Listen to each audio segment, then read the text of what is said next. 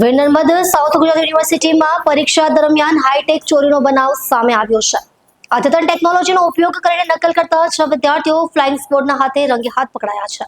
આ વિદ્યાર્થીઓ પેપરનો ફોટો પાડીને AI ટૂલ ચેટ જીટીપી પર અપલોડ કરતા હતા અને ત્યાંથી મળેલા જવાબો લખતા હતા. આ ઘટનામાં 2 MBBSના વિદ્યાર્થીઓ પણ સામેલ હોવાનું સામે આવ્યું છે.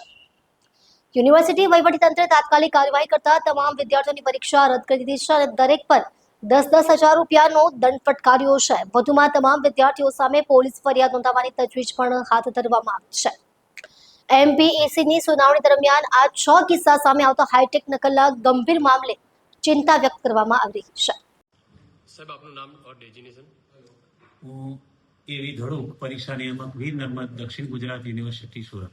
સાહેબ જે વિદ્યાર્થીઓ પરીક્ષા પડતા પકડાય છે કઈ રીતની કાર્યવાહી, કેટલો દંડ, કેટલી ગંભીર બાબત?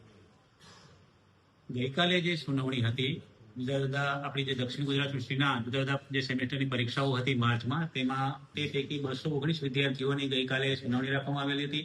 એમાં અલગ અલગ વેરાયટીના મારી પાસે કેસો મેમપેકની કમિટી સમક્ષ આવતા હોય છે. ખાલી એની પાસે કાપલી હોય, કાપલીમાંથી લખતો હોય, કોઈ ઇલેક્ટ્રોનિક ગેજેટ હોય, અથવા તો એ પાટિયામાં લખેલું હોય, ડ્રેસમાં લખેલું હોય, હાથ પર લખેલું હોય, કે પછી આ ટાઈપની આધુનિક ટેકનોલોજી એટલે કે ચેટ જીપીટી કે જેમિની કે ગૂગલનો ઉપયોગ કરતો હોય.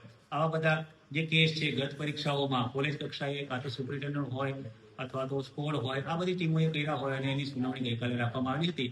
હવે આ 219 પૈકી 5 કે 6 જે વિદ્યાર્થીઓ ના કેસ હતા તે આધુનિક ટેકનોલોજી મોબાઈલની સાથે કોઈ આ ટાઈપની જે જેમિની હોય કે ચેટ જીપીટી એની સાથે જોડાણ કરી અને એનો ઉપયોગ કરીને માર્કેટિંગ કરતા એ પણ